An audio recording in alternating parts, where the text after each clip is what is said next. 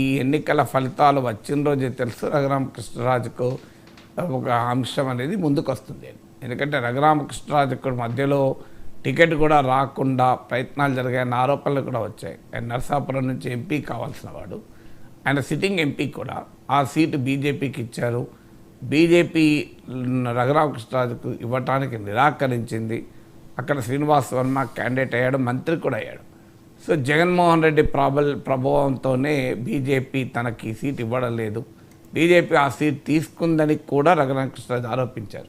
ఒక దశలో రఘురామకృష్ణరాజుకి ఏ టికెట్ ఉండదనుకున్నప్పుడు జగన్ వ్యతిరేక వర్గాల్లో తీవ్రమైన అసంతృప్తి మొదలైంది. ఎందుకంటే రఘురామకృష్ణరాజు జగన్ వ్యతిరేక రాజకీయ సింబల్గా ఉన్నాడు కనుక. అందువల్ల రఘురామకృష్ణరాజుకు అల్టిమేట్గా టీడీపీ ఉండి సీట్ ఇచ్చింది. అక్కడ శివరామరాజు, రామరాజులు పోటీలో ఉన్నా కూడా రఘురామరాజుకు సీట్ వచ్చింది. సో ఈ బ్యాక్గ్రౌండ్ ఎందుకు చెప్తున్నానంటే, ఈ బ్యాక్గ్రౌండ్ చూసినప్పుడు ఇక జగన్మోహన్ రెడ్డి పైన పెట్టే ఇతర అనేక కేసుల్లో ముందుగా కేసుగా రఘురామకృష్ణరాజు కేసు ఉంటుంది, అది ఊహించిందే. సో దాంతో మొదలైంది బ్యాటింగ్ మొదలైంది. ఇక అది జగన్మోహన్ రెడ్డి కూడా ఊహించిందే. ఎందుకంటే జగన్మోహన్ రెడ్డి రిజల్ట్స్ తర్వాత వచ్చిన మొదటి రియాక్షనే కష్టాలు మనకు కొత్త కాదు, కష్టాలు వస్తాయని నిర్వేదాన్ని ప్రకటించారు. So is expecting these things. ఇప్పుడు 2 రకాల కేసులు, ఒకటి కేంద్ర కేసులు, సిబిఐ కేసులు, ఈడీ కేసులు. వాటిని స్పీడప్ చేసి అందులో జగన్మోహన్ రెడ్డికి శిక్ష పడేలా చేయాలనేది తెలుగుదేశం కోరికగా ఉంటుంది.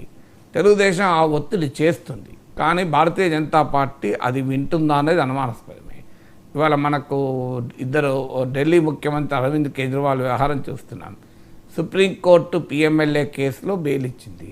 సాధారణంగా పిఎంఎల్ఏ కేసులో బెయిల్ రావడం అంత సులభం కాదు, కానీ ఆ పిఎంఎల్ఏ కేసులోనే బెయిల్ ఇచ్చింది.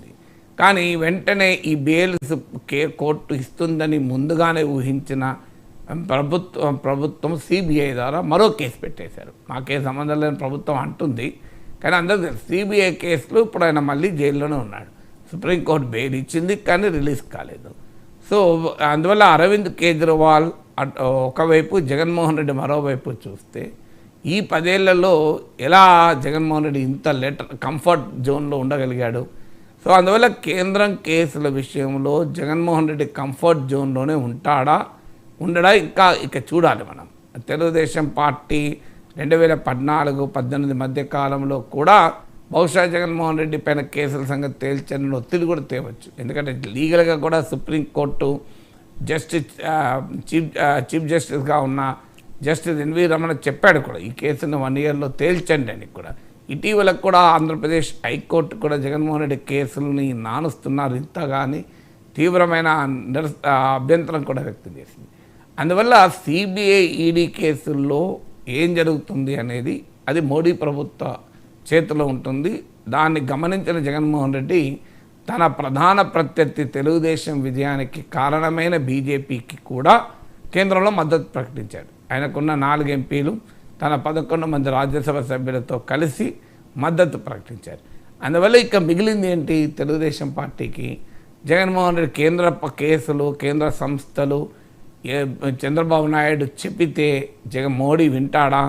ముందు అమరావతి పైన వినాలి, ముందు స్టీల్ ప్లాంట్ పైన వినాలి, చాలా వాటి మీద పోలవరం పైన వినాలి. అవన్నీ వినకుండా ఇవన్నీ పక్కపెట్టి జగన్మోహన్ రెడ్డి పైన వింటాడా?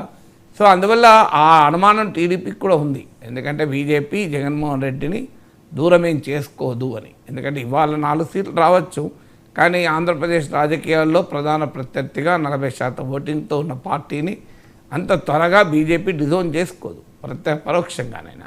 సో అందువల్ల ఆటోమేటిక్గా రాష్ట్ర ప్రభుత్వ సంస్థలు, రాష్ట్ర ప్రభుత్వ పరిధిలో ఉండేటువంటి ఏజెన్సీస్ జగన్మోహన్ రెడ్డి వెనకాల పడడం ఖాయం, అందులో అనుమానం లేదు. అది రఘురామకృష్ణరాజు కేసుతో మొదలైంది. ఇంకా అనేక రకాల అవినీతి కేసులు, ఇతర కేసులన్నీ కూడా తిరగతోడతారు. ఎందుకంటే గతంలో ఛార్జ్షీట్ వేశారు, red book, Lokesh red book ఉంది. సో అందువల్ల ఒక రకంగా రెడ్ బుక్ ప్రారంభమైంది అని చెప్పుకోవచ్చు మనం. So this the only beginning. ఇంకా నెక్స్ట్ 5 years మీరు చూస్తుండండి ఇలాంటి కేసులు ఉంటాయి. కానీ అల్టిమేట్గా ఏం జరుగుతుంది, భారతదేశంలో రాజకీయ నాయకులకు ఏం జరుగుతుంది అనేది process is the punishment. Chandrababu నాయుడుకి ఏం జరిగింది? స్కిల్ డెవలప్మెంట్ కేసులో జగన్మోహన్ రెడ్డి కసి తీర్చుకున్నాడు, రాజమండ్రి సెంట్రల్ జైల్లో ఉంచాడు, కూలర్లు కూడా ఇవ్వలేదు.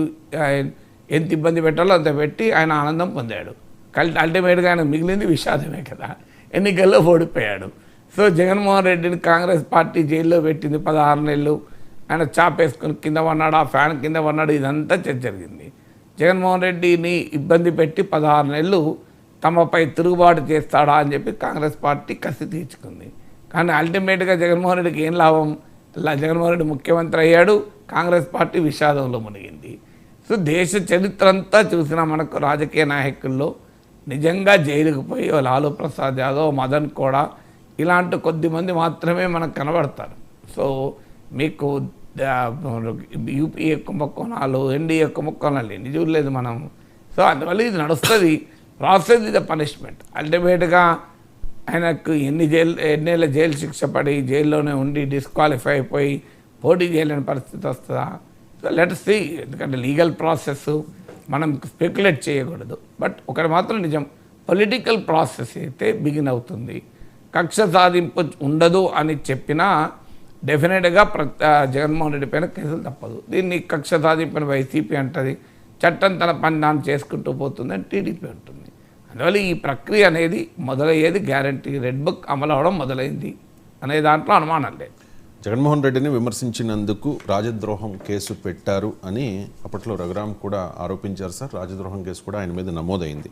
రాత్రంతా నిర్బంధించి చిత్రహింసలు చేశారు, లాఠీలతో కొట్టారు, రబ్బరు బెల్టులతో కొట్టారు, అనరాని మాటలు అన్నారు అని చెప్పి రఘురామకృష్ణరాజు అప్పట్లో ఆరోపణలు చేశారు. కానీ ఆయన ఆరోపణల్లో వాస్తవం లేదని అప్పట్లో వచ్చిన ఒక వైద్య నివేదిక స్పష్టం చేసింది. దాన్ని బేస్ చేసుకుని ఆ పిటిషన్ని హైకోర్టు అండ్ సుప్రీంకోర్టు కూడా తిరస్కరించిన నేపథ్యంలో వైసీపీ నాయకులు ఒకటే చెప్తూ ఉన్నారు సార్. ఈ కేసులో A1గా ఉన్న పివి సునీల్ కుమార్ కూడా ఒక ట్వీట్ చేశారు. సుప్రీంకోర్టులో 3 ఏళ్లు నడిచి సాక్షాత్తు సుప్రీంకోర్టు తిరస్కరించిన కేసులో కొత్తగా FIR వేయడాన్ని ఏమనాలో మీ విజ్ఞతకే వదిలేస్తూ ఉన్నాను అంటూ.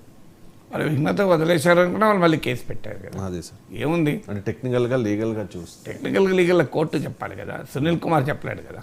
సార్ ఇప్పుడు ఎవరైతే అక్యూజ్లో ఆయన చెప్పాడు కదా, కోర్టులు చెప్తాయి. అది నిజం. ఎన్ని కేసులు తిరగతోడలేదు, అది ఇష్యూ కాదు. సో అల్టిమేట్గా ఫ్రెష్ ఎవిడెన్స్ ఏమని ఉంటే ఖచ్చితంగా కేసులు ఓపెన్ చేయొచ్చు. కేసులు ఓపెన్ చేయకూడదని ఎక్కడ చట్టంలో లేదు కదా. సో అందువల్ల కేసు క్లోజ్ అయింది అనేది ఉండదు.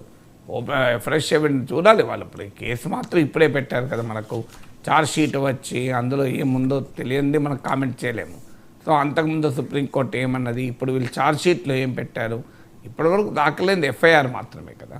యాక్చువల్గా మనకు ఛార్జ్ షీట్ దాఖలైనప్పుడు అర్థమవుతుంది. Right sir. ఇక తల్లికి వందనానికి సంబంధించి సో ఇది కక్షపూరితము, ఉద్దేశపూర్వకంగా ఇబ్బంది పెడుతూ ఉన్నారు. గతంలో హైకోర్టు అండ్ సుప్రీంకోర్టు కూడా తోసిపుచ్చింది. అత్యున్నత న్యాయస్థానం ఆదేశాలను కూడా లెక్క చేయకుండా తాజాగా కక్ష సాధింపులతో ఈ కేసు నమోదు చేశారు అన్నది వైసీపీ ఆరోపణ సార్. ఈ జగన్పై హత్యాయత్నం కేసు మీద ఇది కక్షపూరితమా లేకుంటే కస్టోడియల్ వయలెన్స్ పైన కేసా, అది కోర్టులో తేలుతుంది.